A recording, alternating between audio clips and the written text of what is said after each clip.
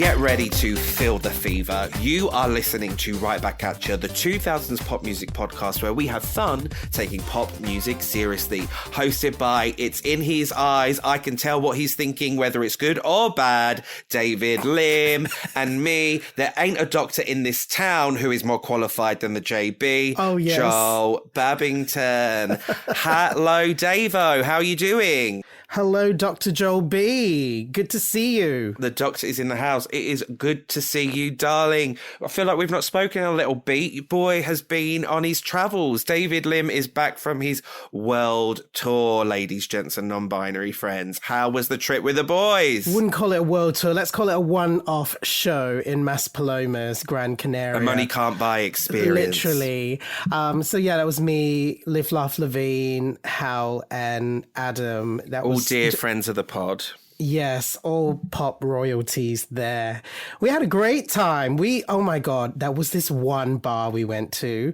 So first of all, we've been like just hopping around the Yumbo Center trying to find somewhere to dance because there's lots of just standing around watching drag shows or whatever, but like we want to dance. So Hal walked past this place and he, from a distance, just his ear picked up Cheryl being played. He's like, they're playing Cheryl here, and like dragged us all from one corner to the other. And then we went to this little marquee tent called Kiki's. And we were just there for ages. And they played the Saturdays Mega Mix. They played the Steps Mega Mix. Oh, brilliant. Oh, intense. Like, it's just relentless bangers. Well done, Hal, for your gay sixth sense, picking up on that. I mean, absolutely brilliant. But Davo, before we get into everything today, can you read us a lovely 5-star review? Okay, JB. Now, this one is left by Richard here in King Charlie's Great Britain. The title goes, "So good, they ended up in one of my dreams." The other night I dreamt I was at a party and Janet Jackson was there. I ran up to her to tell her about the podcast and how they discussed her All For You album, in brackets, which they have yet to do, lol, when she grabbed me by the side of my arms and said, "I know. I love them both too." And I immediately ran to find David to tell him, and we both started jumping on the spot. Mad, but true.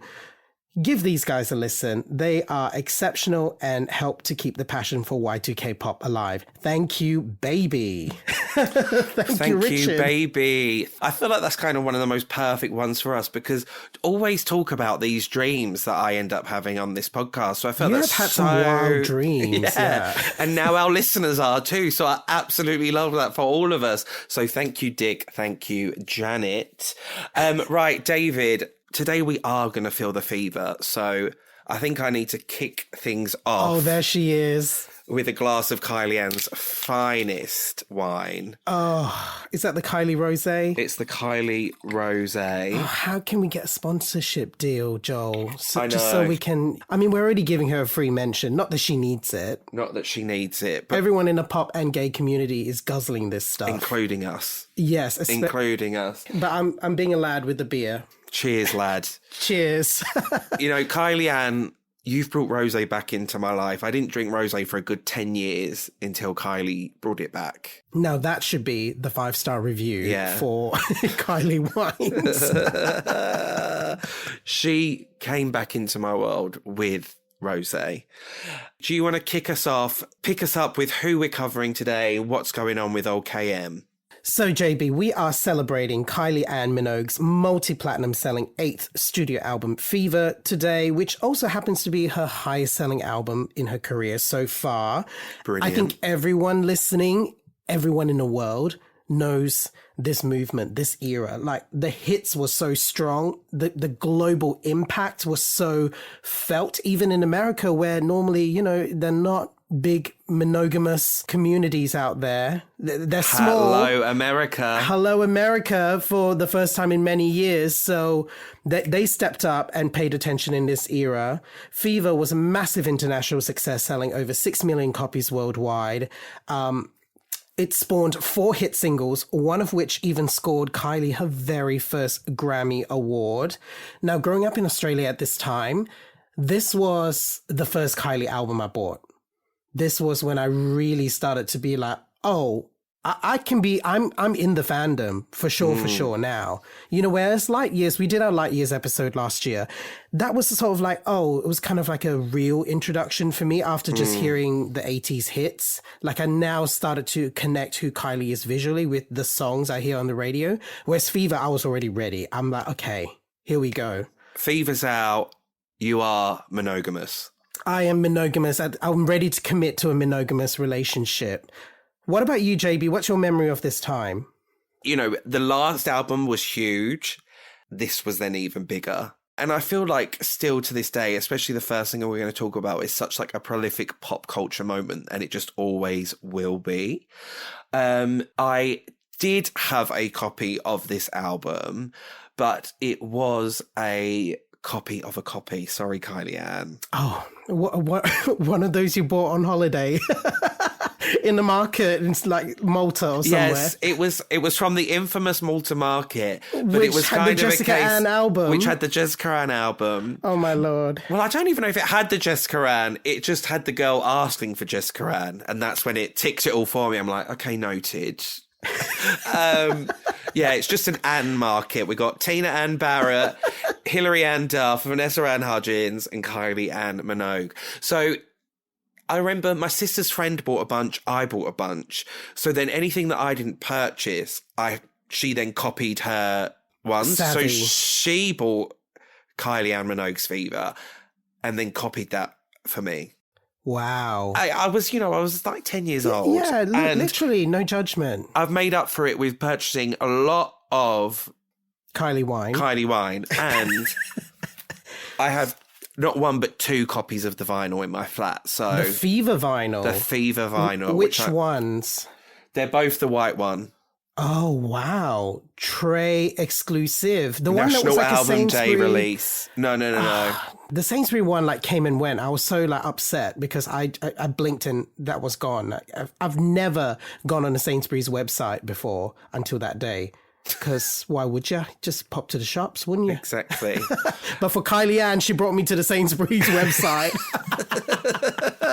Very disappointed. I was like, God, which regional store still has a copy of this? Yeah, I mean, look, we were all there. And I mean, that's a whole story for another day. They could have done a Kylie Ann Nectar card. They could have done loads of stuff, but it was blink and you miss. Blink and you miss. Wasn't as savvy as Nadine's Tesco collab. No. There was no press in the lead up to it. It just happened. She didn't need to. They all got Kylie snapped Ann, up. It's Fever. Yeah, get into it. Everyone felt the fever then and they're feeling it now still. So, JB, let's give a bit of context. Let's turn the clock back, step back in time, as our Dame Kylie would say, 22 years back, all the way to 2001.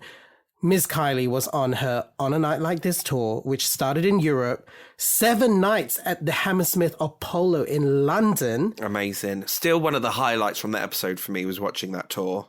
Oh my God. I mean, that was a real moment in itself, but that show, that tour, was the first time she ever performed Can't Get You Out of My Head. So, love a little bit of teaser there for the fans. This was probably pre-camera phone days. Yeah, absolutely. 2001, yeah. I'm still shooketh by it because it's such a rare move in the mainstream pop world. And it didn't leak. In one album cycle, someone's promoting the next single. It's like, that's really rare. And then, as you're saying, yeah, it didn't affect the release of it clearly at all. It only gained it and benefited it. It was kind of nice for the fans to get like a first preview of that. So really special to have that moment. If you were on the On a Night Like This tour, you would have experienced that there. That was the biggest selling tour by an Australian female artist at that time. Just to also say, this really was the year of Kylie Ann Minogue, or the few years. And between that, she had the last album so successful. Your Disco Needs You at the beginning of 2001, obviously Australian only release, unfortunately. Huge tour across that year, teasing this single we're about to get into. And then also May that year, Moulin Rouge drops, featuring a very prominent cameo from our Kylie Ann Minogue. As the Green Fairy. You know what? Introduce you to rosé, Kylie Wines. Introduce me to absinthe. I mean, I wasn't drinking that stuff as a teenager, let me just clarify. But it did make me Google what it was. Yeah. It was then on his radar. as we were saying, let's go to September 2001 with a song that to this day we still can't get out of our heads. It was the lead single of Fever, Can't Get You Out of My Head.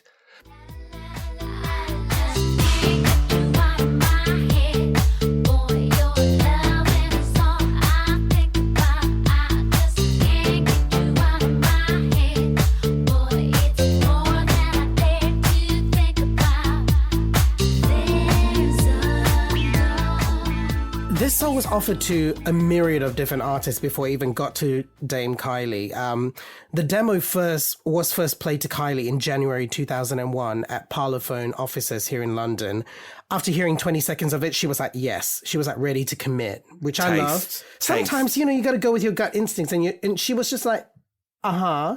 Now, even though Kylie was already halfway through writing this yet unnamed album, Can't Get You Out of My Head became that tentpole, that benchmark for the whole project, that everything else she tried to do after that was deliberately to match the quality of Can't Get You Out of My Head. You know what I mean? Brilliant.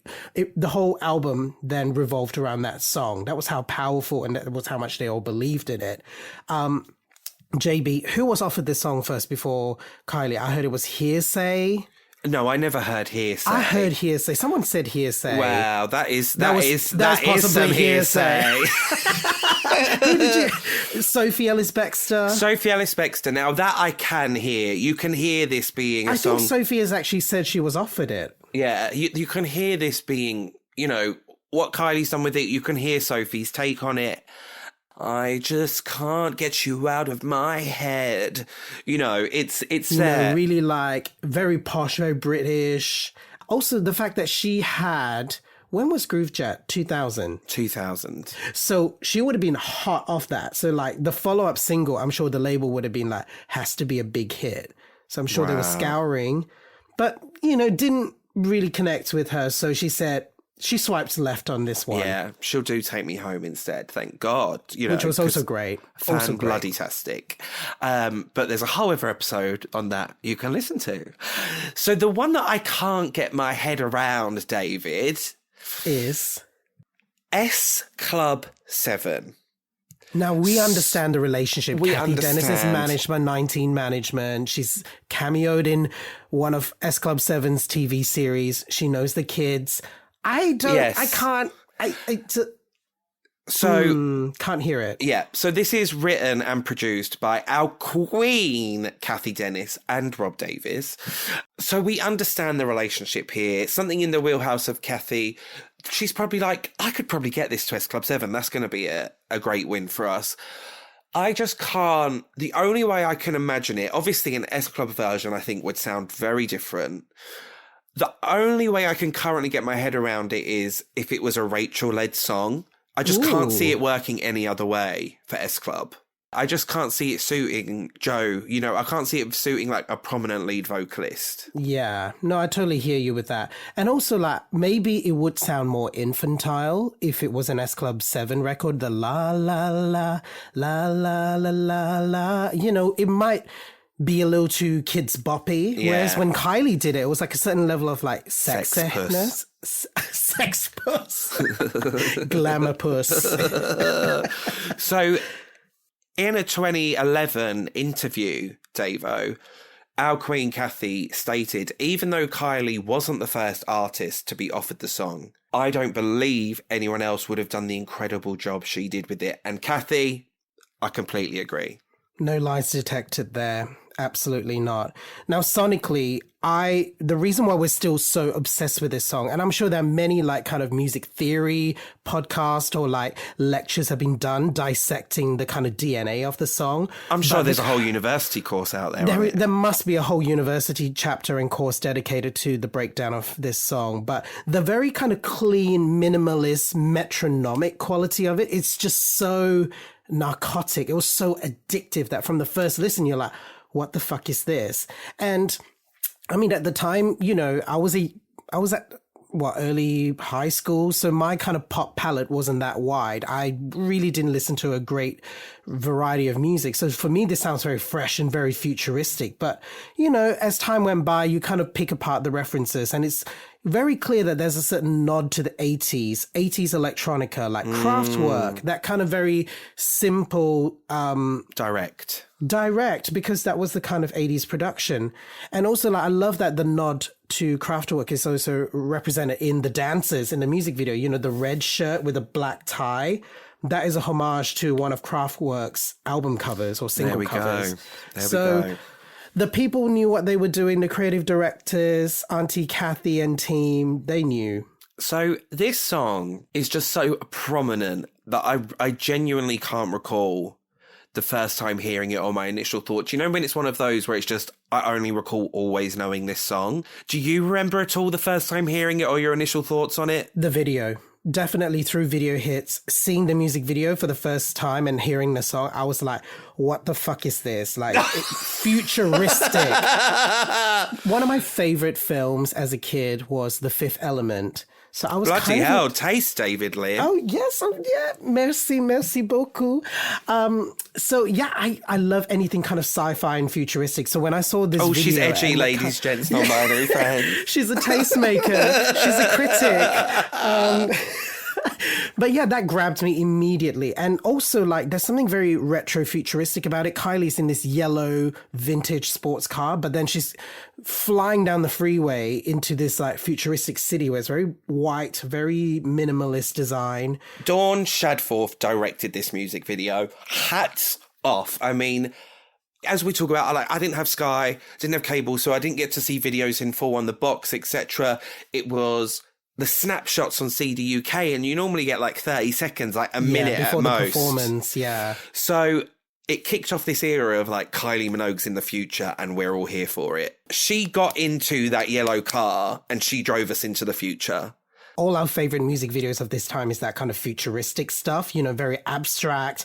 But the way Dawn approached this video has that kind of something that's rooted in the past that I think makes it different for Kylie. And also, like, given that this video will be played alongside like Britney, S Club 7, like, you know, whoever was out, like Jessica Simpson, the girls, like, Kylie is a diva who's earned her divaship. You know, she has roots in the 80s, so it kind of made sense to kind of give us a little bit of flavors of the past while mixing in with the futuristic stuff.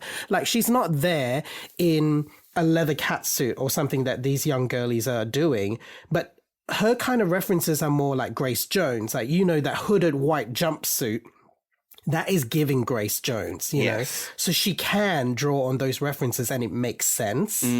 Absolutely. And let's speak about that jumpsuit then. So that became a huge fashion statement. That was the go-to visual about the song. That was the conversation piece. Everyone was talking about that outfit. Did it feel like that to you as well? All the stills, everything in all the papers and everything, because I never seen a top that was like cut that low down. I was just like, oh my God, like bare titties. It was just like, it's just a sheath, basically. I think Papa Lim was very worried. He was watching me closely as I was watching this video very closely.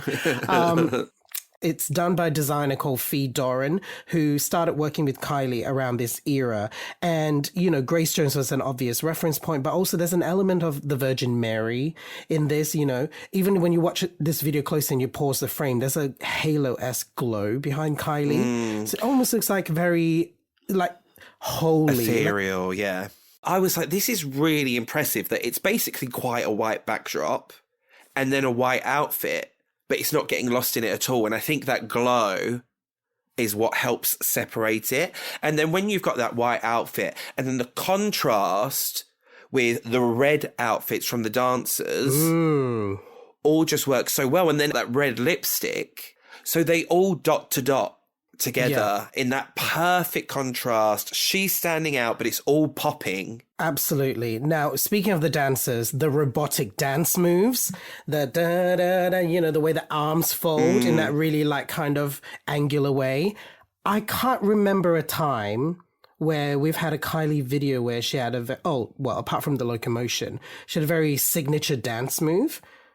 But I feel like this was like a signature dance move that all the kids could get into. Yeah. I was definitely picking it up straight away after watching on Video Hits a few times. In this day and age, if she was launching it, it would be like a TikTok challenge, wouldn't it? Oh, Hashtag la la la challenge. Yeah. Do your Kylie. Get your sheets out and recreate it.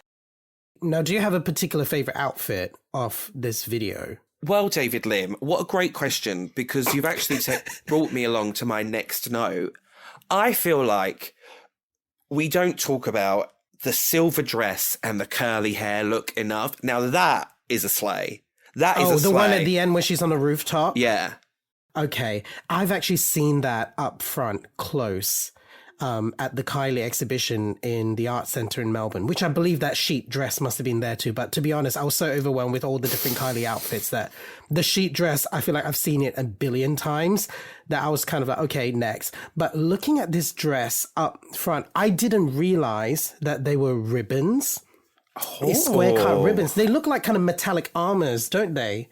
Like Yeah, I just thought it was like a one piece, but like chunky. No, it's first of all, it's not silver as we all thought. It's actually lilac. What? It's just the lighting of it, but it's a lilac Gucci dress. That's what you tune in to Right Back At You for, ladies, gents, non-binary friends. These details, breaking news here on the podcast. But yeah, I was always so impressed with the way it moved when she was like shimmying her body. Like I was like, for metallic plates, they do move very well, but it's actually, it's ribbons. It's lilac bloody ribbons. I mean, there's going to be way more mind-blowing details about Kylie's costumes in the rest of this episode. I promise you. We've done our research. I don't know if I can handle it. Trini and Susanna over here. What's your favourite look in the video, Davo? I have to say, that same dress, because I think it's very underrated, because we all talk about the sheath, but that was just elegant, stunning, and also, actually, I will say the white jumpsuit. When she had the ponytail, the kind of cream cropped jumpsuit, I was like, oh, that looks so luxe. Like, actually, that kind of fashion doesn't really date. You could still see that being worn today. Oh, and that dress that we were just talking about could as well. That curly hair when she just did disco era, like, she could have done that dress. I think there's one performance of this song that really does come to mind straight away for everyone. It is the Brit Awards 2002. And this isn't just the regular version of Can't Get You Out of My Head. This is the Blue Monday mashup. Do it as a mashup with New Order's Blue Monday. By this point, this single came out in September 2001? We're in February 2002, and everyone knows Can't Get You Out of My Head already. So how can you make it feel fresh for a performance?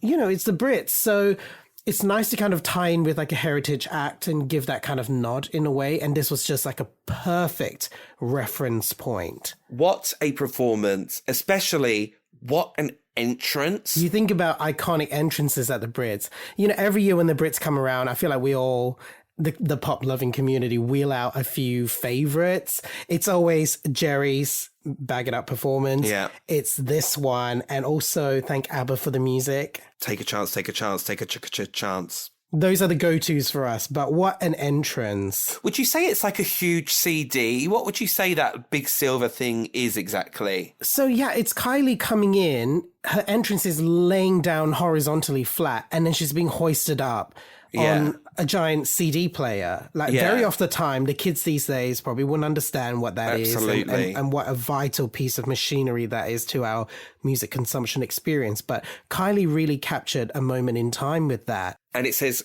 Kylie in pink writing behind it. That should have then been mirrored for like the official Kylie Minogue Easter egg the following year, or had released a Kylie Fever doll. And then you could have bought that as a set piece to go with it. And it was instantly iconic. As Adam with an E told us on this 2002 episode, the bootleg version of this was not sent to Australian radios. They had to create their own version because there was just like such demand for it. Wow. The official remix didn't come out for months. And I just thought it was absolutely genius. So there are also two other fantastic performances that I just want to give a quick shout out to.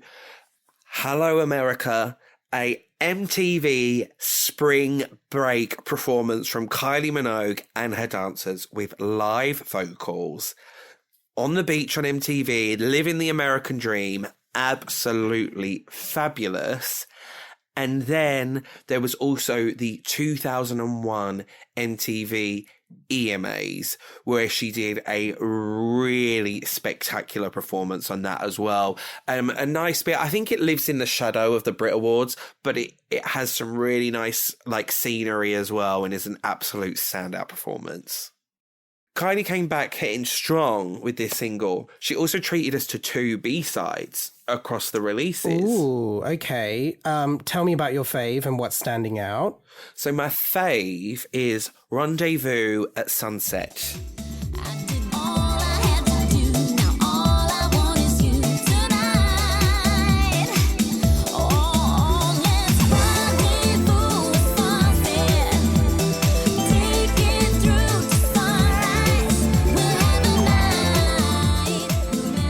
It is an absolute bop, and I feel like I'm in an A&R meeting now.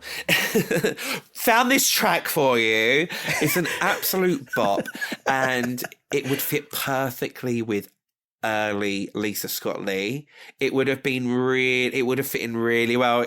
The Unleashed era, so like lately, Too Far Gone, it would have fit perfectly in with the Mercury album. Really into that. And then we also have Boy. Oh, now this one's a bit of me. Oh, there we go.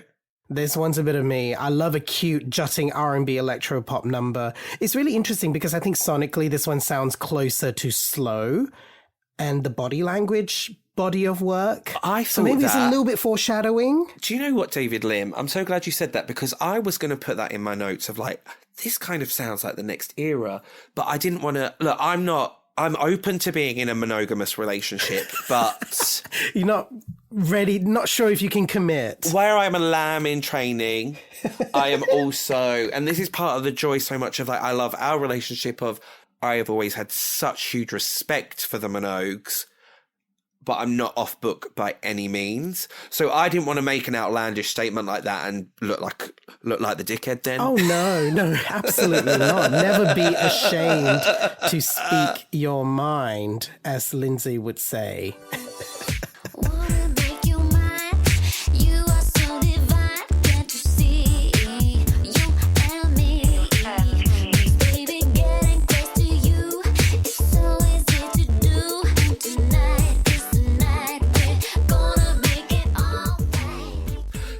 So, David, safe to say, this song was a monumental hit. It faced some stiff competition here in the UK with chart rival that week. Victoria Beckham was also a big contender. Unfortunately, Queen VB didn't get the number 1 that week. Kylie Ann did get what I guess a lot would say her rightful number 1. Not only number 1 here in the UK, David, this song topped the charts in 40 countries worldwide.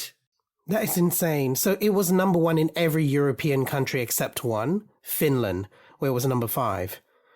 Come on, Finland. What the fuck? Come on, Finland. You know. What was going on in Finland? Where was the radio plugger? Where was the PR team there? Where was the street team? Where were the people in monogamous relationships in Finland? Maybe it was like Finland's answer to Pop Stars and Pop Idol were like at 1, 2, 3, 4. Yeah, must have been. And then Kylie Ann in at number 5. And then, David, what's so impressive is that this was a US top 10 hit for Kylie Ann. Her first top 10 hit in 13 years. Absolute slay. Number 7 in America on the US Billboard Hot 100. Number 1 on the US Dance Club Songs. That is absolutely phenomenal.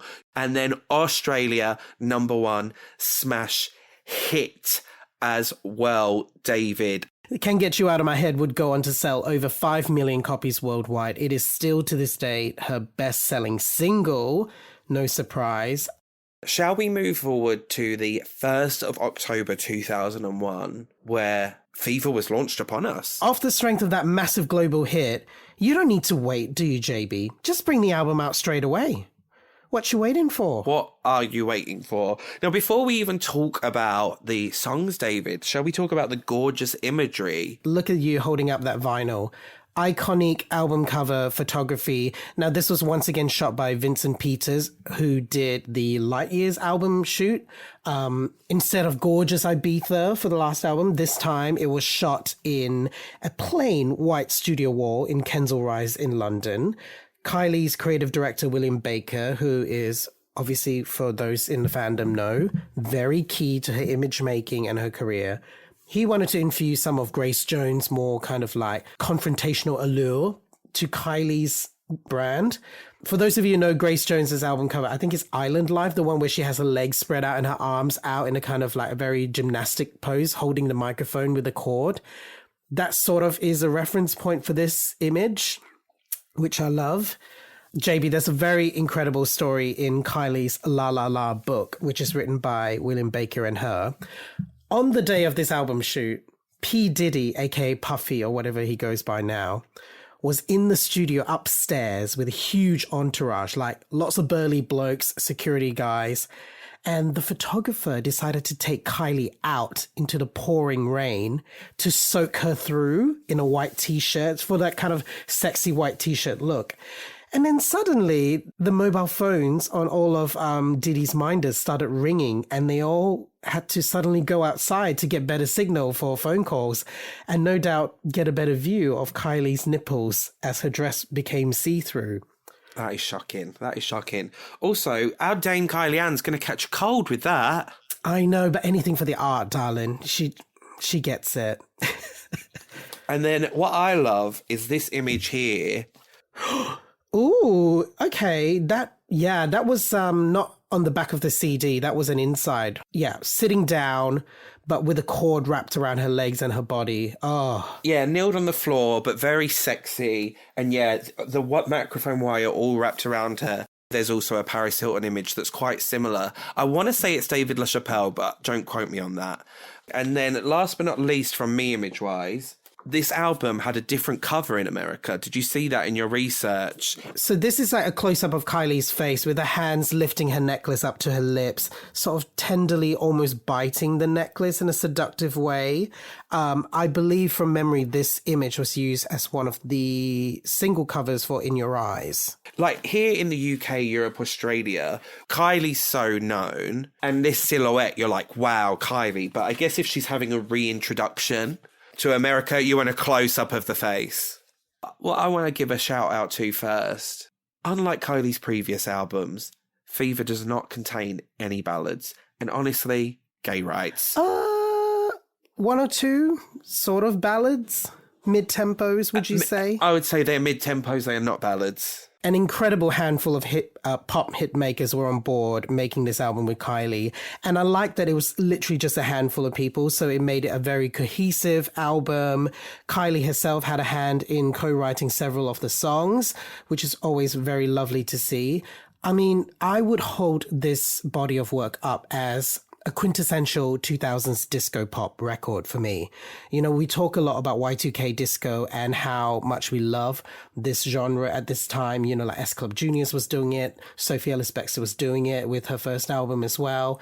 And I think it's really interesting that, you know how a few years ago during lockdown, we sort of saw Dua Lipa's Future Nostalgia come out, and it kind of made me think how we have these waves of disco pop revival, right? Yeah. And they usually come at a time where there's incredible hardship or pain in the world that kind of brings disco music just hits different when there's like this backdrop of just chaos and madness in the world. Like Fever arrived in a backdrop of 9/11. Yeah. And then Future Nostalgia came during the global pandemic. So I find it just so interesting that 2 decades on, we're having sort of... I mean, it goes hand in hand with, you know, the origin stories of, you know, actual disco. You know, Nile Rodgers has said many a times, you know, the world wasn't in a good place. And Chic released songs like Good Times when people were like, you can't do that. But they're trying to put like fun into the world because it wasn't good times. So they're you know, they're singing that these are because that's what they're giving to the world. And boy, we're the first to say and admit that we need that more than anything. You know, music first and foremost is escapism for us, and that's why we love it so much and so dearly. So let's get into it. I'm going to kick things off on my end with the titular track. We've got Fever. Now here, while I would say this whole album and body of work is a very mature, sophisticated approach to disco pop, while still being hugely fun disco pop, Fever, I would say, is still camp and fabulous. It's the closest maybe to Light Years, really, that vibe of that era. It's dead cheeky. I'm ready for the news. Tell me straight, hey doctor, just what do you diagnose?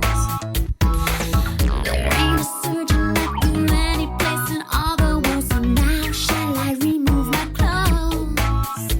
So tell me, what do you advise for these symptoms? Heart beating faster and what is a disaster?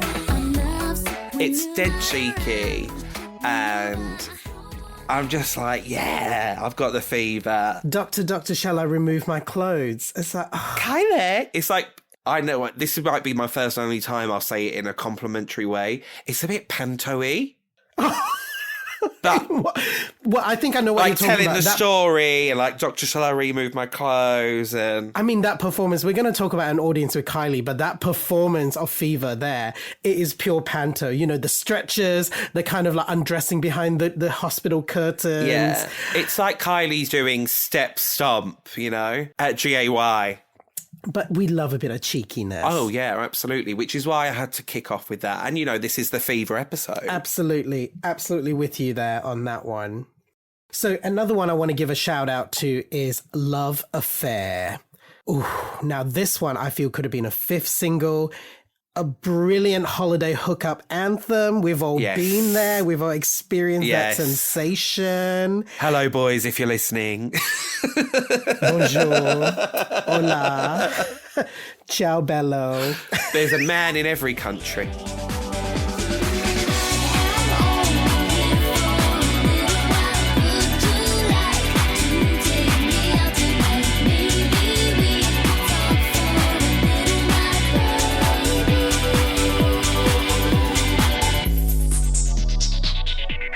Love that lyric. I'm only here for a little while. Would you like to take me out tonight? The night is young, but isn't long, if you know what I mean. Wink. Kylie. Your mum's listening, Kylie. What would Carol say? No one explain it to Ron. No one. No one tell Explain it Ron to Ron. about this track. Hide it. Oh my God. Imagine when Ron gets to nudity on the X album. Oh, Lord. You know, there was a point where I just said, Kylie, I'm proud of you. I'm so proud of you. I'm going to, Carol says, we'll just skip that one and I won't ask any questions. I think, again, so I know I was saying that about the last track, but this really is, as you were saying, night out on holiday. And it feels almost dangerous, doesn't it? Oh no, we all know that feeling where it's like you're at that point in the night where you're ready to risk it all for a minute. And this is that essence in this song. Also, I think it pairs really nicely with Please Stay from the last album. Yes. Again, done by the same people. Kylie wrote this with Richard Biff Stanner and Julian Gallagher. You know, that kind of nocturnal, kind of, like a Mediterranean holiday love affair song. Yeah, which, if anyone remembers, Please Stay was my favourite on the last album. Let's get to Y2 Kylie. It's really a continuation from Light Years. Give it to me. Oh, okay. You're picking the ones that I'm just like, I don't know. I really wasn't expecting that at all. Well, look, it's the light and shade, isn't it, of the Podo? Not too fast, we can last for the longest time. Give it to me like I want it. Give it to me like I want it. I need a shot of love. The thing about Fever is, it is so consistent, but there's a lot of light and shade within it.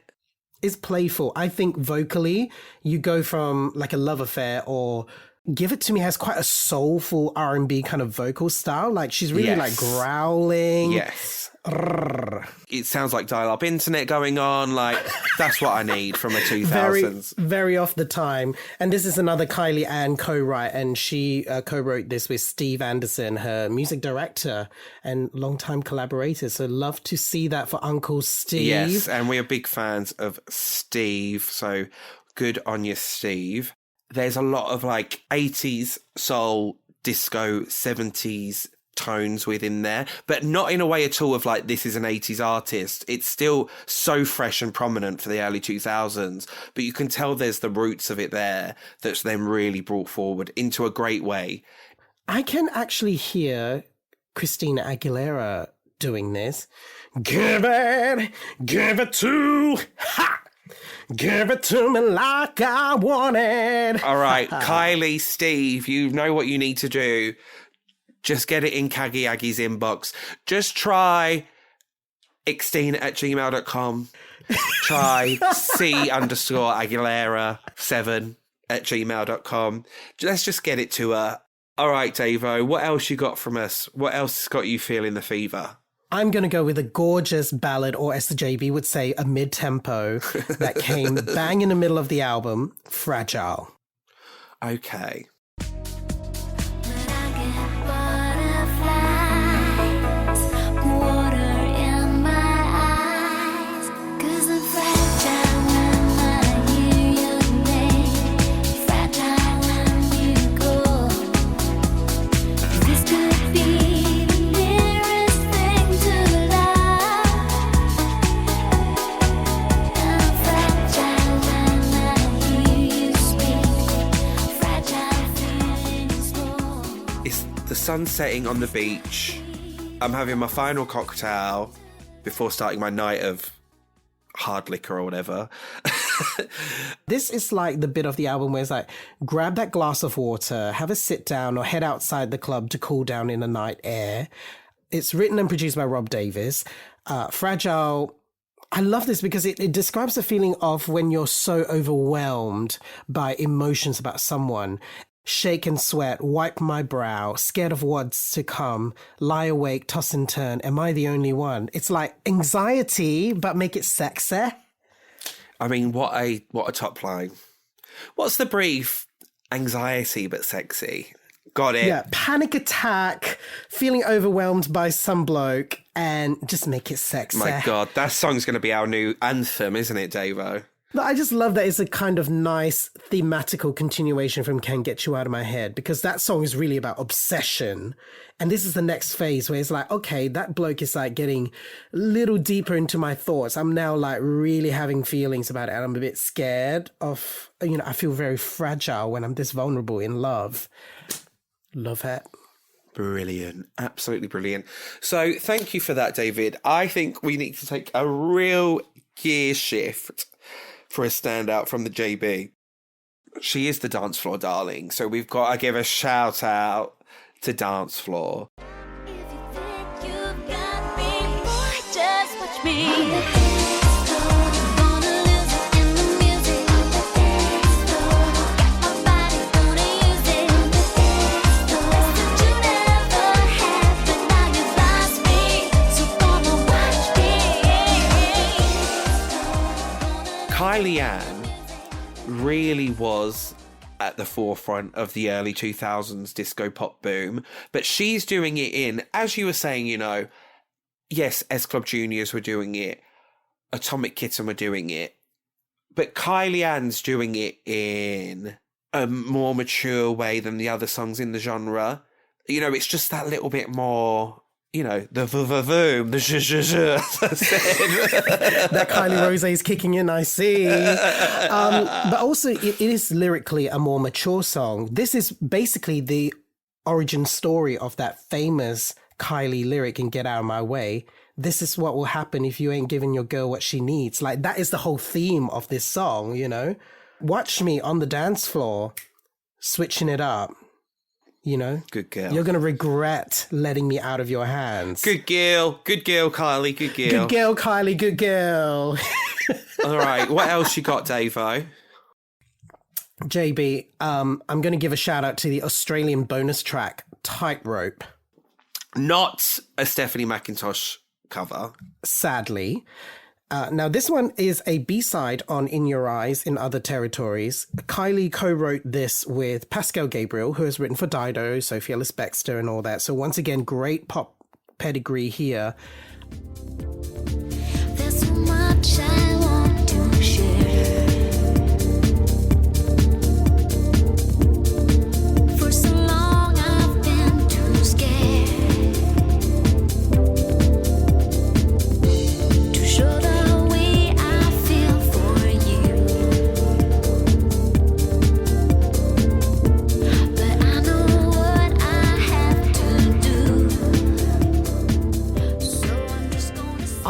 absolutely love this breezy, tender ballad. You know, it's very like driving in the nighttime, windows down, full moon in the sky. You're sort of driving to your lover's house for a little midnight rendezvous. A rendezvous. No, yeah, it's an absolutely fantastic song. And what I love about this whole era is that we really have got so many B-sides and extra songs. And they're all brilliant. And you can hear why they aren't necessarily on Fever, because they are slightly different vibes, but they're all fantastic. So was that track on the edition that you had? Yeah, in Australia, yeah. So you'd always consider it, like, to you, that is the closer of the album. Part of the album. Yeah, absolutely. Also, like, this is kind of my favorite kind of love song. The kind that sort of are about being on the precipice of love. You know, I live for the chase, the thrill of something more. And this is that kind of song, you know, there's so much I want to share. For so long, I've been too scared to show the way I feel for you, but I know what I have to do. So I'm just going to say it. Love is like a game, and I'm going to play it. I hope you feel the same. I was like, oh, Kylie, yes. Brilliant. Go for it, Kylie. Go for it, Kylie. Take a risk. All right. What else you got, Davo? Now, JB, a special shout out to the special edition reissue of Fever. Not the end of disc 2 by chance. End of disc 2, the one original new song that she gave us in that bonus disc, Whenever You Feel Like It, which was on a Scooby-Doo movie soundtrack. Was it? Yeah, it was. I remember that sort of being a thing, and then there was no video for it. Bloody hell, Kylie. You march to the beat of your own drum, yeah. Come on, come on, come on. Whenever you feel like it, wherever you feel like you, however you like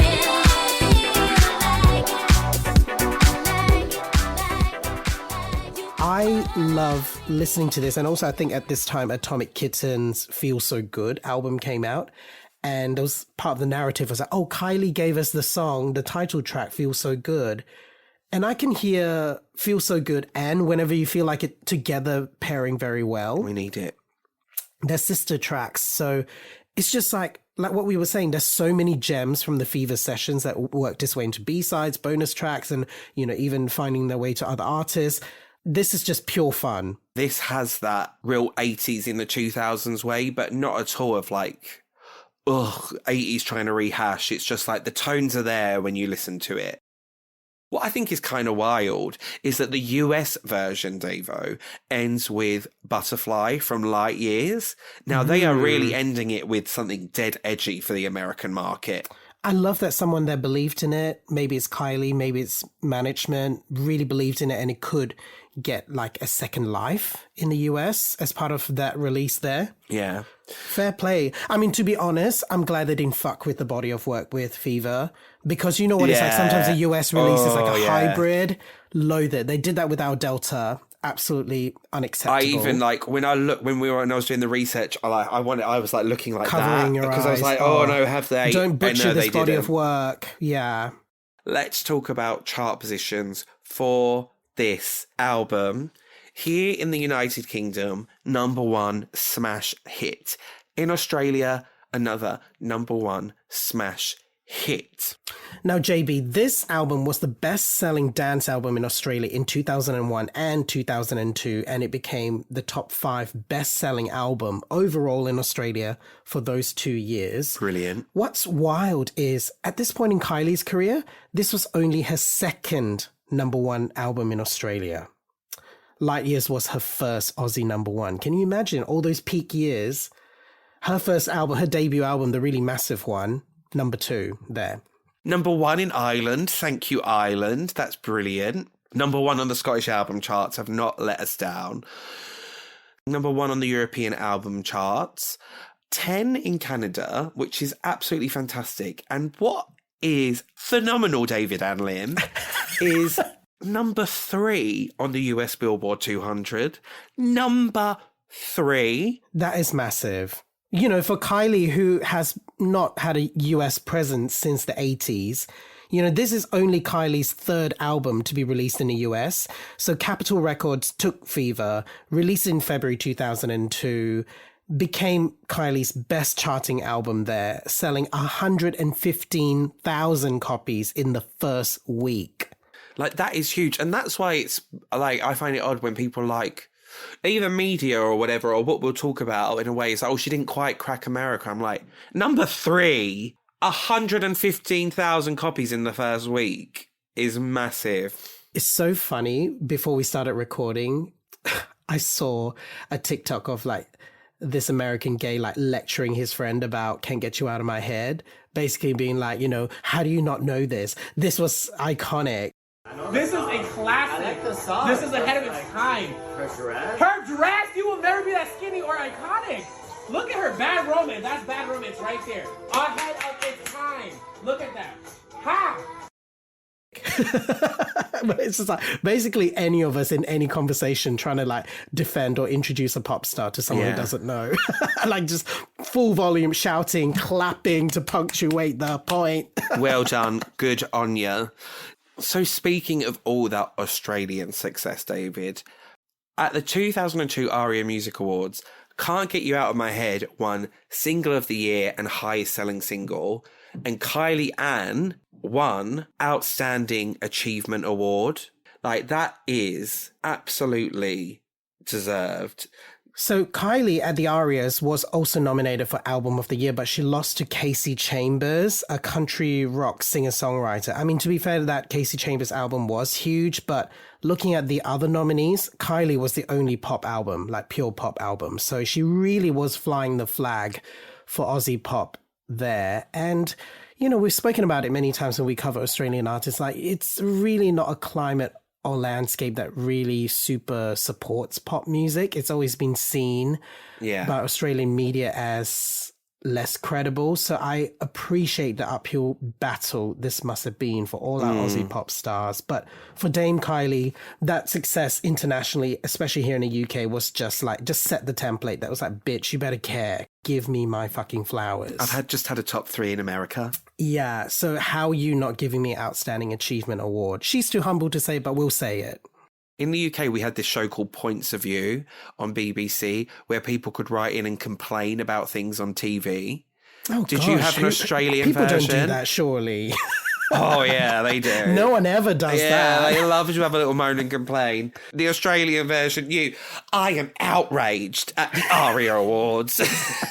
And then they have to read out like David Lim, Melbourne, and then the age is like 14. And just a picture of you looking sad. Yeah, with my copy of Fever. So also in the Brit Awards, David, Kylie Ann won Best International Album. She won Best International Female Solo Artist. And she won it. She won that, Yeah. and she was nominated for Best Pop Act, which is phenomenal. At the 2002 MTV Europe Awards, she was nominated for Best Album and Best Female Act, Best Dance Act, Best Pop Act, and she actually won Best Dance Act and Best Pop Act. So Queen of thriving. Dance. David, let's take a slight pause of talking about music releases and let's just talk for a hot second about, in the 90s and noughties, a real rite of passage if you were the who's who in the UK. An audience with ... And in this incarnation, it was an audience with Kylie Minogue. I don't think I've ever seen this in full before. Like, I know certain parts of the performances because I've seen them as clips, but I didn't compute that it was all part of this special. I remember watching this when it was on. Like, this was priority viewing. And I wasn't even monogamous, but it was still priority television. The whole family sat down together Yeah. to watch it? Oh my Yeah. God. Well, your family must have been one of 8 million people in the UK who tuned in to watch this. Like 8 million. Just to give everyone the visual, the setup is, yes, the Babingtons, but it was a case of my mum is ironing. She's standing in the corner ironing, watching it. Always working, Wendy. And then it's the rest of us sitting, watching, just taking it all in. What's amazing about these, an audience with, it is like the who's who of iconic Huns of the time in the audience. And you literally have cutaways of our Tracy Shaw, Rear of the Year Tracy Shaw. Did you recognise her? I we did our episode on Soap Stars to Pop Stars, and I recognize Claire Sweeney. But there was another girlie there that I thought could possibly be Tracy. Oh, Tracy. And I it wasn't was. sure. Oh, I've never been. Oh, I'm so proud. Even that you just recognise Claire like that. Oh, Yeah. well done, David. My work here is done. Jennifer Ellison, Jennifer Ellison, a bunch of the Hollyoaks girlies at the time. Kat Deely. Kat Deely Queen. Brian Downing. Oh, yeah, Brian Icon. Dowling. Yeah, very off the time. Big Brother fame. Pete Waterman was there. Boy George. Obviously, the VVVIPs, Brendan and Danny Minogue. Oh, I loved that. I loved Where that. Kylie was just like, oh, I'm so happy that my I miss my family back home, but I'm really happy that my brother and sister can be here today. My sister's so busy with her schedule, and Brendan made me a really lovely breakfast this morning. I was like, oh my God, bless them. Wow. We just need a documentary of that day. And also shout out to my other favourite Big Brother girlie, Helen, who came second to She the one with Brian. like the Diamante choker. Blonde with the hair. blonde hair. She had a few Hun. words in that. She looked like an absolute hun. I was like, I don't know who she is, but I bet she's a reality TV star. Like, she's way too overdressed and glam for that show. Which I feel would be us. Yeah. You want to like still focus a little. Did you have any favourite moments from taking it all in today, Davo? Especially for you, duet with Kermit the Frog. Oh my God. Not everybody has that. Literally, that is difficult to get. Not everybody has that. Actual Kermit. Kermit's booked and busy. I'm sure she had to jump through so many hoops to get that, but they're like, Yeah. Kylie needs Kermit? Absolutely. I mean, bless Jason, it was just pre the resurgence of Jason Donovan, and as we know, it's Kermit. It's Kermit, bitch. Yeah. It's Kermit, bitch. The Muppets do Britney. What about you? What highlights for you? The audience in the room, I don't think, were quite ready. So Kylie did, which we alluded to earlier, her camp as tits performance of Fever, which I absolutely loved and was a huge standout for me. Imagine Steps Chain Reaction late night at GAY. I also, apart from that campy performance of Fever, which I deeply enjoyed, I also loved Better the Devil You Know, done big band swing style with the one and only hottie Adam Garcia of Coyote Ugly fame, but also obviously musicals and just being great. And his that sex little tape. tap dance he did with Kylie. I mean, can you imagine the amount of rehearsals would take for this? Stunning. They were so good together. Like, and also just her letting Adam have his moment to shine and do his dance while she's singing in the corner. So yeah, iconic. I really think they need to be re-airing it. If I've missed a re-airing or it's coming up, DM us, let us know, because I want to watch it live. I want to watch it live on television. And we want to be able to tweet along to it. Imagine Yeah. like that community, us on Twitter, just going off, enjoying it. Ugh. Oh, amazing. Maybe for the Fever anniversary, whenever that is. Let's make it happen, guys. Come on, ITV. Come on, ITV. Come on, ITVX. Fabulous. Let's move on, David, to New Year. January 2002, we have the second single from Fever, In Your Eyes. What on earth am I meant to do in this crowded place? There is only you. Was gonna leave, now I have to stay. You have taken my breath away. Ooh, is the world still spinning round? So I think what's really great is that, Can't Get You Out of My Head is still riding high all over Europe, but things like An Audience with Kylie, she was teasing performances from the album, including In Your Eyes, which I feel like that must have been the first time on TV she's performed that song. And people were getting into it, and the choreo was incredible. The live vocals were great. So we kind of know what is coming up next. And it's still in this gorgeous Y2K disco pop vein. And I love that In Your Eyes has this cute lyrical wink to spinning around. Is the world still spinning around? It's kind of like, have you love not that caught so up yet with my much. latest work? Are you still hung up on spinning around?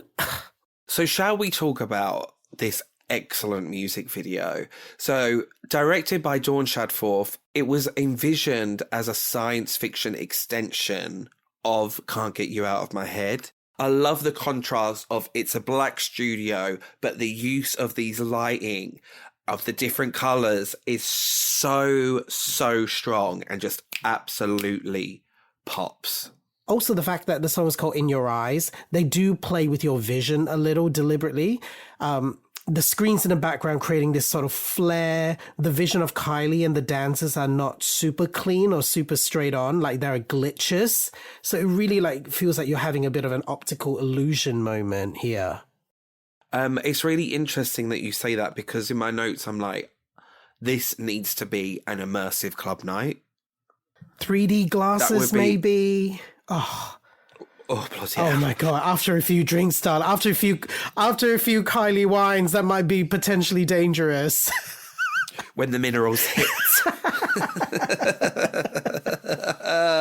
Shall we talk about chart positions? Because JB, this was, I mean, thanks to me going to HMV to get my copy, debuted at number 1 in Australia. Thank you very much. Number 3 in the UK. What were you thinking, Joel? I didn't go to Woolies that week. Look, I wasn't monogamous. I told you. But I'm here now. I bought 2 copies of the vinyl. What more do you want? Number 18 in New Zealand. Now, New Zealand, what were you thinking? Come on, guys. They need to be pulled up on that. We need to have a chat. Yeah. HR of New Zealand. 2 in the Czech Republic. We love to see that. 1 in Romania. Thank you. Thank you, Seb. Thank you, Seb. Oh my God. Oh yeah, look, we need to ask our friend Seb how prominent this was. I mean, obviously a number 1 hit. His world was still spinning around. I mean, I think our worlds all still are spinning around in the best way. So, shall we talk about the Kylie Fever 2002 tour, April till August 2002? Now, what a time it is in Planet Kylie. Obviously, huge album, huge singles. There were no chart positions read for In Your Eyes in the US because it wasn't released as a single there. It's very interesting because I feel like at this time, Can't Get You Out of My Head was so big in America. The album was coming out there. She could have possibly used this time to tour the US and focus on promo there. We know from our other episodes of talking about artists breaking the US, like it's really... It is a big time commitment. Like you really have to spend at least a few months there doing all the rounds of going to all the different radio stations and, you know, kissing ass everywhere to have that kind of support. And the kind of vibe at this time wasn't that Kylie wanted to spend more time capitalizing on it. She gave a very honest interview with Billboard magazine at this time about how she sees her prospect of finally breaking America. So I'll read you her quote. It's like when you fancy somebody at school, the minute you stop fancying that person is when that person starts to fancy you. That's how I feel about the US. I don't know if I have the drive and enthusiasm to break America. Quite honestly, I don't feel the need to have to tell people how to say my name or discuss the locomotion. Up until now, I've resigned my fact to the fact that America wouldn't be like the rest of the world for me. I'm anonymous there, which I must confess I kind of like. I always did fall up on my US thoughts though, with the knowledge that if I did have a runaway hit, it would be rude of me to not go and do what needs to be done. I guess I'm nervous that it might actually happen this time. You could say the pressure is on. And then Kylie goes on to talk about this tour that is kicking off in Europe and Australia. If I didn't have such a ridiculous schedule, I think I would have been even more stressed because then I actually could spend more time in the US. And then she said she's not sure how bringing, you know, when we're on the subject of tour, people will be like, oh, would you then add US dates to this tour? She said, it is such a fan-based show. I don't know what Americans, most of whom don't know my material, would think. Except for the gay community in the US, I'm not sure who really knows my songs. Wow. Honest queen. I love that. It's like, it's so... She's earned her divaship.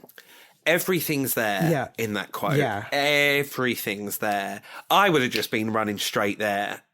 6 months, pushing everything, lost all my international fans and flopped in America. So like would have just been dead on arrival everywhere. Whereas Kylie was real, like savvy, very intelligent and savvy there. And obviously it's not as easy as would you add US dates, because what we're about to talk about is such a big tour Whereas in that stage, the US version would have to be such a pared down version of the show.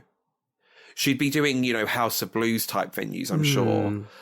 And probably like 2 dancers and some lighting, whereas this is not what this tour No, is. absolutely not. It would have been a real step down. And also, like, how do you service the gay community fans in the US by giving them a good show that they deserve and have waited a long time for, with the kind of cost of bringing all that over for not really that many opportunities and dates and venues? So it is a little bit of a tough one. But obviously, a few years later into the noughties, Kylie does tour properly in America. So 2009, Kylie in USA. yeah, they had to wait a long time. So JB, shall we talk about the Fever 2002 tour that hit everywhere else but the US? Sorry, America. This was Kylie Ann's first tour to have sponsors, which were Evian and Vodafone. Sponsors Evian gave away free bottles of water where the branding Evian was replaced with Kylie. Google Kylie Evian. You can spend ridiculous amounts of money on old bottles of water. And like the bottles are like still have water in, and it's like, you know, when a water bottle goes. Yeah. I mean, look, I'd buy merch, but I'm not spending loads of money on that. Come on now. Lovely follower, Minogue Collection. I want to know if you've got Evian Kylie in your collection. We need to see if you do. And any Minogue fans listening. Yeah, let's not Minogue embarrass them if Collection. they don't have it. Now, JB, this tour is state of the art, of the time. Dolce & Gabbana did all of Kylie's custom looks on this tour. I have to give a shout out to the very first outfit that she popped up in, the Kyborg, that robot outfit with metallic panels that Was that the official word of it, or that's what you just came up with? that's been what is described in a book. Yeah, Kyborg. Right. And how each panel lifts one at a time and slowly lets Kylie out. We would see Beyonce go on to copy this concept for her BET performance of Get Me Bodied 5 years later. So just saying, B, we see you. We've got the receipts, B. We've got the receipts here. So I love this look as well. To me, I love that Kyborg. That's genius. To me, it's giving like big final level boss in a computer game. Like coming through the floor. Hello. Like this is such a huge splashy tour. And I love also in the intro segment, you have that brief of the heels are alive, which is a nod from the Moulin Rouge. Oh, yes. Oh, I didn't even Cameo. think about that. Come on, you call yourself monogamous. Says him as he pours himself another glass of Kylie wine to congratulate himself. I did think it was a strange inclusion, but now that you've said it, it makes sense. When you're in a big feature film, you've got to get it out there, you know? So let's just jump off like highlights of the show. So the first highlight for me is Spinning Around. Everyone knows how much I love this song. Such an interesting, like, I love this new version of the song that's in the show. I love the Kate earring. And I love that it's almost like a 2001 pop hip hop look from Kylie. It is, but also, like, again, we've been saying this throughout, the nods to the 80s is so strong. I feel like the hat and the braids is giving Boy George. You know, the white jumpsuit, all that, it just feels like a nod to the 80s in some way.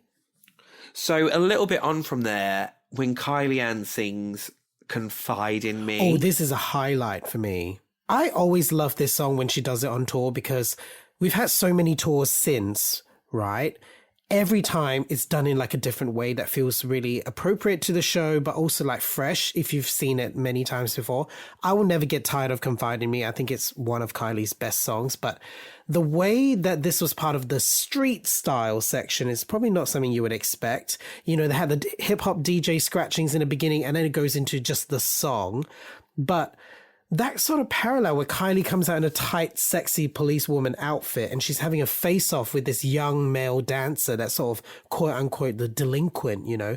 He's seen at the start of the performance spray painting a giant K on the LED screen, which in itself is geniusly choreographed. Absolutely. And I thought the police person look was so bloody fabulous.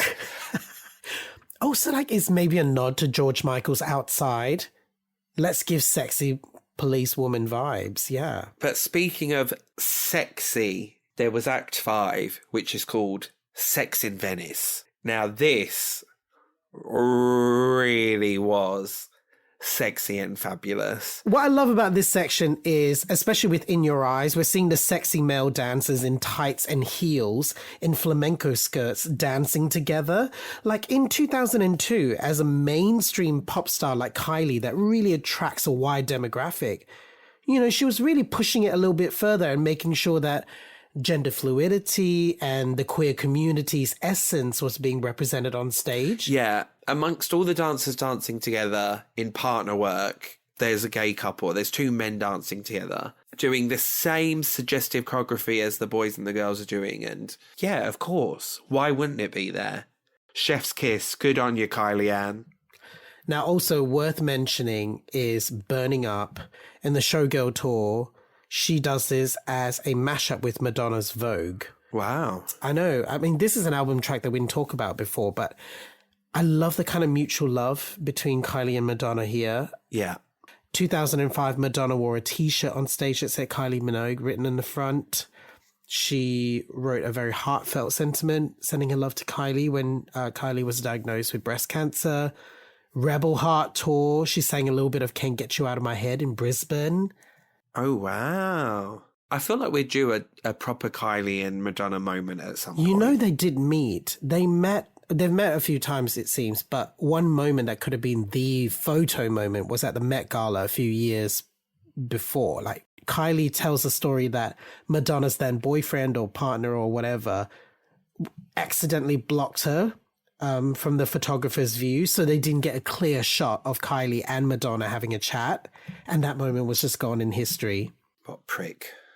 Step the fuck out of the way. Yeah, absolutely brilliant. I mean, what a show. So yeah, luckily the Manchester show was filmed and put not only on MSN but on DVD entitled Kylie Fever Tour 2002 live in Manchester. The DVD was certified platinum in Canada, gold in Germany, double platinum here in the UK. What about Australia? That would have been like surely triple platinum in Australia. There's no stats for that? 2 times platinum in Australia.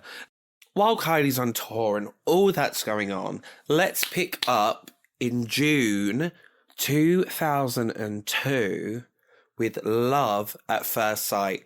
3rd single from the album worldwide, 2nd single in North America. Ooh, it was love at first sight. 'Cause baby, when I heard you for the first time, I knew we were meant to be as one.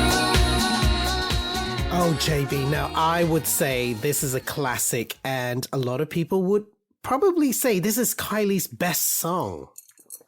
Wow. All right. Wouldn't deny that. Yes, it's an absolute classic. I don't know. I'm not ready. I'm not ready to get in into live this to say discussion. what's. Yeah. I'm not ready to say what the best song is.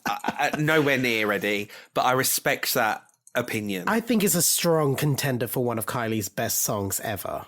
Do you know what your favourite Kylie song ever is? Or what you think is definitively the best song ever? I think this will be in the top 3 somewhere. Wow. Yeah, no, I really do think this is amazing. But it's so hard because as per my playlist, I have a Y2K Kylie onwards, like 2000s Kylie onwards playlist, and then I have vintage Kylie. So I would find it hard to do a definitive list that combines both because I see her in such separate sections, you know? Yeah. 80s and 90s Kylie is like different to me. Let us know, guys. You're listening right now. You're on your phone scrolling. Head to Right Back Pod on our socials. Leave it in the comments. What's your favorite Kylie Ann, or you think is the best Kylie Ann Minogue song? Yeah. And is it this? Is it this? Please, yeah. Let's find out. Joel, I absolutely am obsessed with this single artwork, CD1, CD2 for Love at First Sight. And I, for years, couldn't figure out where it was from because it wasn't part of the album shoot with a white backdrop and a white top and the see-through t-shirt. Oh, situ. Intimate Kylie, David. Come on, everyone knows that. Stop it. We only know it because our good friend Eliza Day from This Is Disco, we did our 2002 episode and she mentioned it, and I was shook that this is shot by Nick Knight, and these were the outtakes from the Love Kylie lingerie shoot, and it just looks like Kylie's like sexy in a sauna. I mean, that's what I think I look like at Sweatbox, but I can't be sure. Yeah, you know a thing or two about that, darling, wouldn't you? It's the kind of like blurriness, like where her arms and elbows are, that's kind of giving me like steamy, like steam room vibes. But yeah. Britney in the Womanizer video. So JB, I did not know until like maybe in the last year that there was a CD2 with a different cover art, and that's basically a close-up of Kylie's face with a red tint over it, and I had to have it. I went on eBay and I bought it immediately. Also, I'm going to put this out as a PSA. Lovely, lovely, gorgeous listeners. If you're throwing away CD singles, or albums or any pop merch, can you let DL know first, because he might want them. If you're not already following at Lovely Me, he puts up these gorgeous displays of singles, albums. Do let David know, because he might want to snatch up. He might give it a great home. He puts the whore in hoarder. So yeah, back to the steam room and Kylie. Yeah. This is nearly a year after the album's out. And do you know what I love? Each single, even though they're on the album and the album's out, they feel like fresh individual moments that are part of a greater body of work. Do you remember how this was perceived in Australia? Oh my God, because the success of Kylie was so big already off the back of Can't Get You Out of My Head. And then around the time of this third single coming out, there was like a lot of buzz of her breaking America. So musically, this was the one made me get off the couch and go to Kmart and buy the album. I was so taken by that kind of French house sound that they were incorporating here. It was kind of like Daft Punk, but being brought into Kylie's universe. What I want to say, Davo, is that there's a US radio edit, isn't there? Okay, tell me what you think. I like it.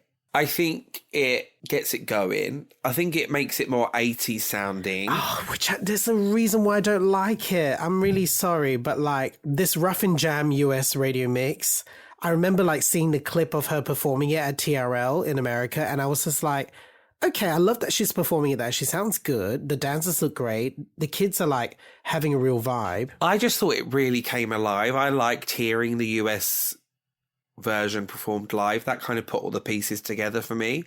Yes, when it comes on the album, on streaming, I kind of skip it by the time it gets to there.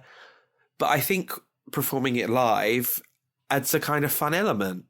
It does. I think I kind of resent the fact that maybe some decisions to make it a retro 80s flavor is rooted in Kylie being an 80s hit artist. Like I kind of resented that, because I thought the French house sound of the original was quite cool, but maybe it was just too Euro sounding for American radio. They needed a little bit more vitality, a bit more like dun dun dun dun dun dun. Like they need it to be a bit bouncier.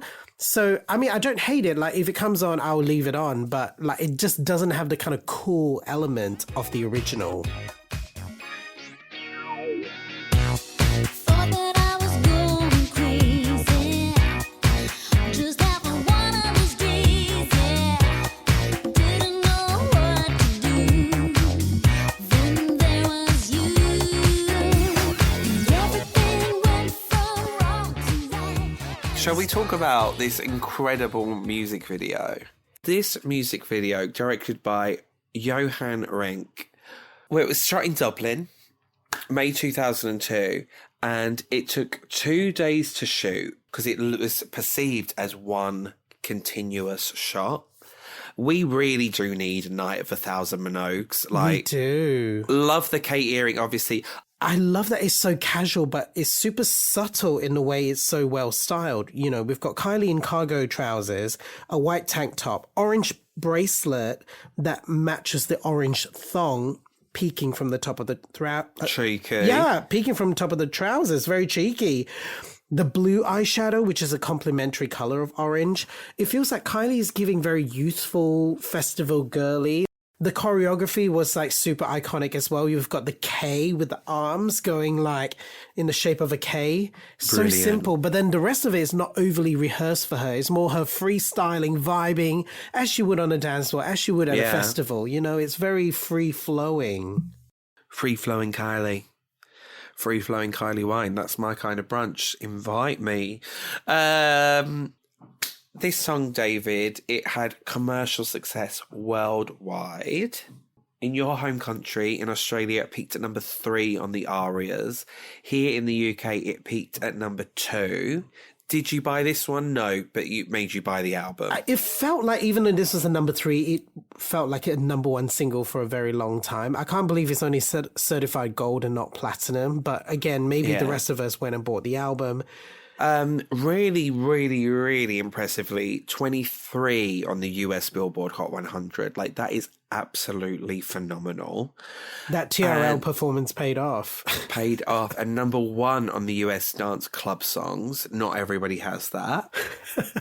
Number 2 in Scotland, 7 in Spain, 3 in Romania, thank you, Seb. 9 in New Zealand, much better New Zealand, thank you. The only main singles chart I've seen this go number 1 with is in Greece. Now, JB, Love at First Sight earned Kylie her very first Grammy nomination for Best Dance Recording at the 2003 ceremony. Sadly, Kylie lost to Dirty Vegas, some British electronic band. Don't know who that is, but sure. Anyway, we will get a redemption moment with Le Grammy. No spoilers. Shall we get to the last single of the Fever album? It's Come Into My World on the 4th of November 2002. She's got Kathy Dennis and Rob Davis back again, the co-writers of Can't Get You Out of My Head, to bookend the era.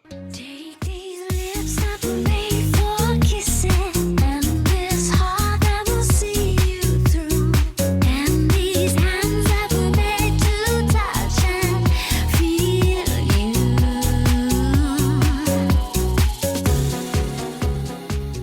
I messaged you earlier about the original version of this song. The vocals, I feel, the audio mix is a bit different with the vocals. So I think what they've done is taken the album version and made it like a 3D version. So there's more instrumentation. The mix is different, as you say, but also Kylie's vocals on this is different. Like the single mix is breathier. Oh, it's interesting because I felt like I could hear all the vocals more on the album version compared to the single version. Yeah, same. But basically, I think it's a different vocal on the single version because she's more breathy. Like I feel like they've layered it a little bit more, and it's just like, did we need her to sound this breathy in the single mix? This had a fabulous music video to coincide with it. Oh, one of Kylie's most iconic videos. Yeah, so directed by Michel Gondry. We've got Kylie in Paris, and we've got a lot of local townspeople. We've got Kylie. We've got several Kylies. If you separated the visuals to the song, I would have actually thought it was something from like the next album. We're a year and 2 months after Can't Get You Out of My Head being released. The look of Kylie's just a bit different now. Yeah. So it felt a little bit moved on. Again, you know, like Love at First Sight, where she was giving a more casual look. This is like daytime Kylie, you know.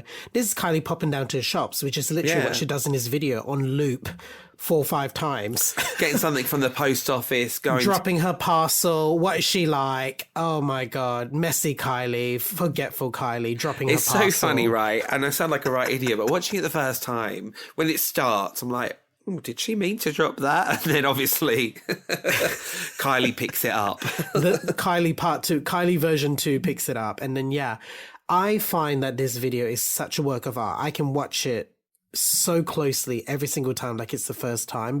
This is so incredible that Pitchfork ranked this music video at number 14 on their top 50 music videos of all time of the 2000s era.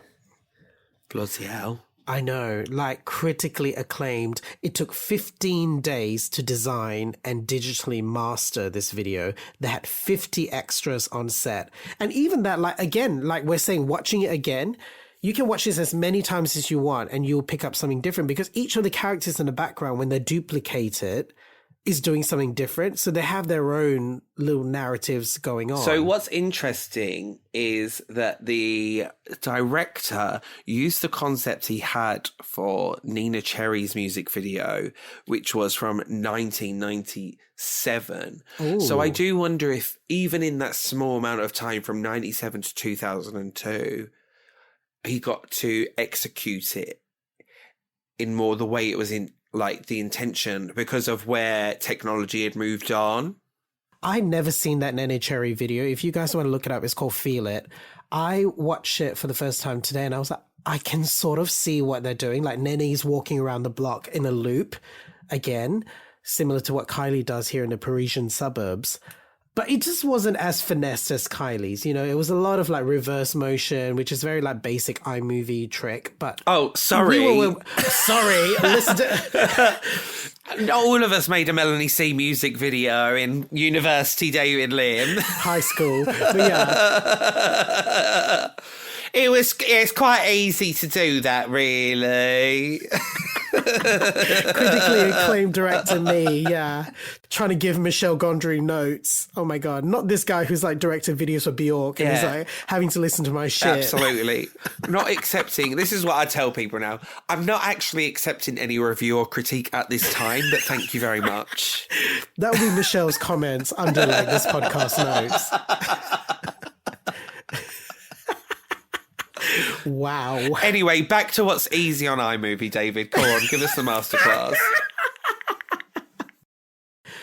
You know, hats off to Kylie and their team. Like, they really went there. Fourth single. JB, I want to give a shout out to the remix, which Kylie performed. The Fisher Spooner remix. Where did she perform it? She performed this at the Top of the Pops Awards ceremony in November. Oh, get it, Kylie Ann. Fabulous. Gritty electronica with like a really heavy metal edge to it. I was shook. I was like, ready for Kylie to get rocky. Absolutely. We're here for Rocky Kylie. A bit of a throwback to Impossible Princess era in a way. So what I found really interesting is that you came across a lost B-side for this single, didn't you? Oh my God. So I wasn't even intending to do this. I fell into a rabbit hole of just Googling Madonna and Kylie. As you should. As we should. After Kylie's surgery and recovery from breast cancer, she had a behind the scenes documentary called White Diamond. And in there, in the film, she had an unreleased Madonna and Rick Knowles collaboration that Madonna wrote during the Ray of Light sessions. The song's called Alone Again. Kylie recorded the track as a potential B-side for Come Into My World, but for some reason it didn't get released as a B-side. But it made it into White Diamond. And Madonna received a special thanks from Kylie in the film's closing credits. So yeah, I just want to give a shout out to that track and what could have been in this era. We stand alone from the day we're born till the day we die. This is the law of nature. We cannot escape the loneliness, though many men have tried to take away the pain. We always feel the same, alone again. Haven't we been here before? Just love that. And again, I think we're ready for more Kylie and Madonna collaborations. So let's get to it, David, then. You've teased it, you've spoiled it. Whilst Kylie Ann may have not won the Grammy the previous year, this year, Come Into My World is nominated for Best Dance Recording at the Grammys. And it's not only nominated, David, but what is it? She won it. Kylie Ann's She first bloody Grammy. won it. Oh my God. For Come Into My World, the fourth single of the album, like finally. US promo around this time was very interesting. So now we're at the end of 2002, right? Kylie, instead of, she had her world tour. Instead of adding US dates, what she did was she went and did the Kiss FM Jingle Bell Ball shows in December. Now, this was where she performed all 4 singles from Fever and The Locomotion. So that was her giving a flavor of it in America. As our lovely friend Miss Eliza Day said, she was in the audience at Madison Square Garden when Kylie performed it as part of this tour. Amazing. Iconic. Despite all this push, Grammy win and, the kind of Kiss FM tour, like the single made number 91 on the US Billboard Hot 100. And I can't help but feel like, okay, if maybe Kylie did some more TV or like a little bit more of a push here at this time, it could have had a bit more of a moment, but... Yeah, but 3rd single in America, 4th single worldwide, and we see a bunch of our favourite pop girls, main American pop girls, some of their singles hit the bubbling under, they're in the bubbling under chart. Kylie's still in the top 100 here. The single still did very well outside of the US, debuted at number 4 in Australia, certified gold. Here in the UK, debuted at number 8. Joel, what were you thinking? Number 9 in Scotland. Scotland, what were you thinking? 11 in Ireland. Come on, guys. And ultimately, chart positions to one side, it won a Mother Grammy Award. That's true.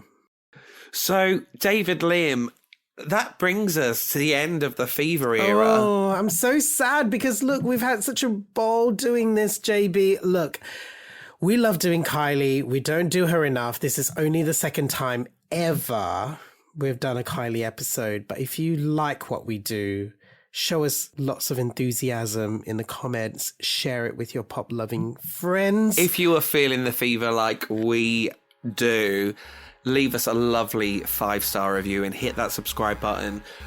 Obviously, we want to do a lot more Minogue content. Oh my God, here. when we get to body language, that is me. That is a bit of me. Guys, we adore you. You know that. Follow us at RightBackPod on all social platforms. You can follow me at Dr_Joel B, and you can follow him at LoveLimmy. Until next time, come into our world. Bye.